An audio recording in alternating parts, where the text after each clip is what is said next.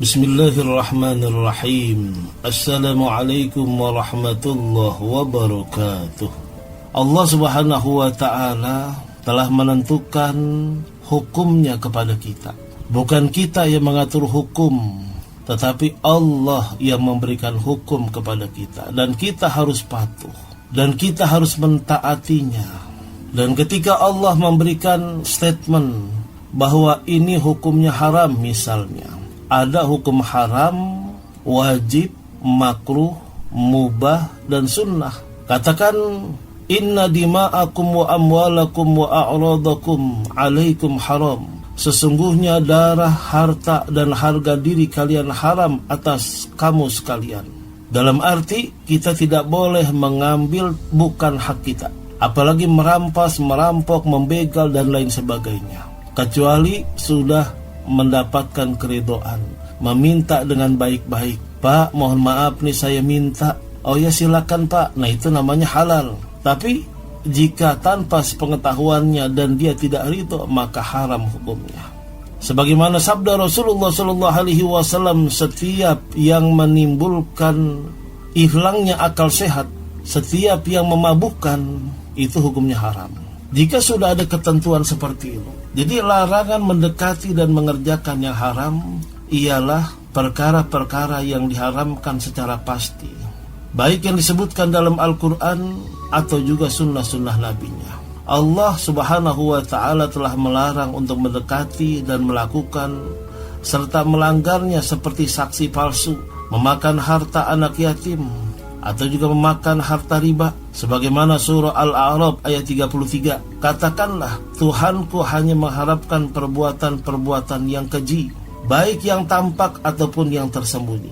Al-A'raf 33, bahwa Allah subhanahu wa ta'ala sudah mengharamkan perbuatan-perbuatan yang keji, yang tampak ataupun yang tidak. Nah oleh karena itu, barang siapa yang melihat hal-hal yang diharamkan dengan jeli, dengan jelas, serta mengkaji alasan pengharamannya dengan akal yang sehat dan objektif, maka dia akan mendapatkan bahwa yang diharamkan itu sangat terbatas dan dapat dihitung dengan jari, serta semuanya merupakan keburukan, dan yang selainnya adalah halal dari perkara yang baik. Dalam surah Al-Maidah ayat 87, Allah juga berfirman yang artinya, hai orang-orang yang beriman, janganlah kamu haramkan apa-apa yang baik yang telah Allah halalkan bagi kamu. Ini sebagai cerminan bahwa yang diharamkan sama Allah itu sangat sedikit, sementara yang dihalalkan itu sangat banyak. Tetapi kenapa kita banyak yang terjerembab ke tempat yang haram, sementara yang halal itu sangat banyak? Kenapa kita tidak mau mengerjakan yang halal? Nah tentunya ini adalah medan peperangan kita dengan hawa nafsu. Yang kata Rasulullah SAW ketika pulang dari perang Badar, ini hanya peperangan kecil.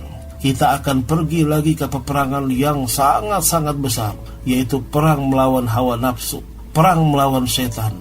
Perbuatan yang haram itu adalah jebakan setan, sementara perbuatan yang halal itu adalah pundi-pundi amal. Jadi rahmat Allah subhanahu wa ta'ala kepada hambanya itu sangat luas.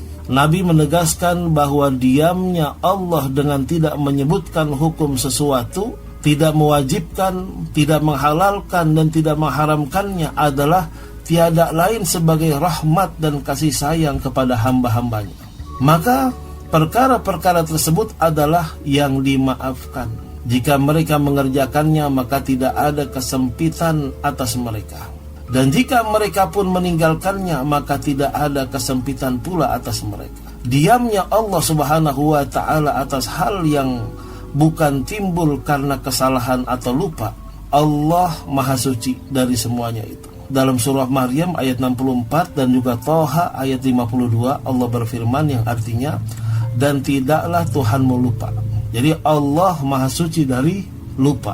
Dan di dalam sebuah kitab, Tuhan kamu tidak akan salah dan juga tidak pula lupa.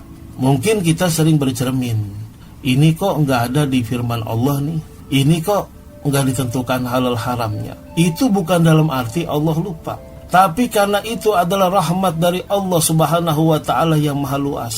Meskipun ada sekalipun, itu sangat sedikit. Semuanya sudah ada. Walaqad fassalnal ayat. Sungguh aku telah tafsirkan ayat-ayatku semua dalam kancah kehidupan manusia. Jadi tidak ada yang terlewat. Sekalipun ada, bukannya Allah lupa, tapi Allah Maha Pemaaf. Rahmat Allah sangat luas.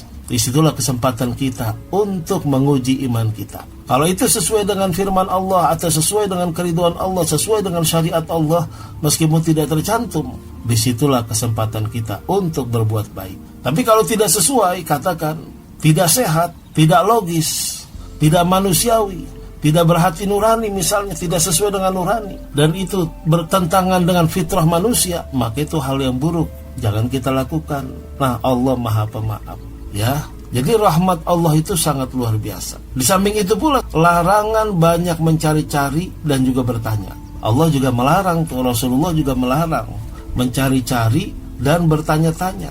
Dipahami bahwa larangan yang disebutkan dalam hadis adalah larangan banyak bertanya. Larangan banyak bertanya. Dalam Al-Quran juga la tas'alu an asya in tubdalakum tasukum. Gitu ya. Jangan kau tanya-tanya sesuatu. Jika kau bertanya kau susah sendiri. Jadi larangan banyak bertanya dan mencari-cari di masa Nabi SAW secara khusus. Karena banyak mencari-cari dan bertanya-tanya tentang hal yang tidak disebutkan dapat menjadi sebab timbulnya pemberatan dalam kewajiban dan juga pengharaman. Dalam surah Al-Ma'idah ayat 101 Allah juga berfirman, janganlah kamu menanyakan kepada nabimu hal-hal yang jika diterangkan kepadamu niscaya menyusahkan kamu.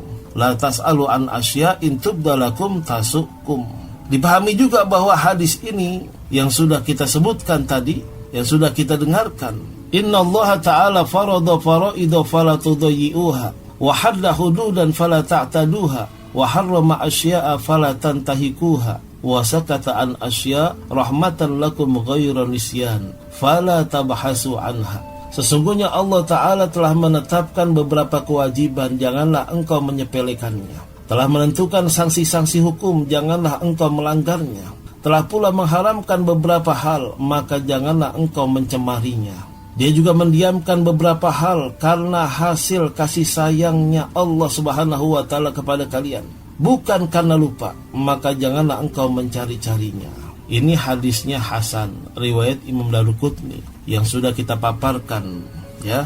Jadi dalam hadis ini dipahami juga bahwa pernyataan itu berlaku sesuai dengan keumumannya. Maka larangan diterapkan dalam hal berlebih-lebihan dalam agama, ya, berlebih-lebihan dalam agama. Rasulullah SAW bersabda, tinggalkanlah saya dalam hal yang saya biarkan bagi kamu sekalian, karena binasanya orang-orang terdahulu atau yang sebelum kalian adalah karena banyaknya bertanya dan menyelisihi nabi-nabi mereka. Rasulullah SAW juga bersabda, cilaka orang yang mencari-cari hal yang tidak bermanfaat, atau orang yang kajian sampai mengorek-ngorek cabang-cabang yang demikian jauh.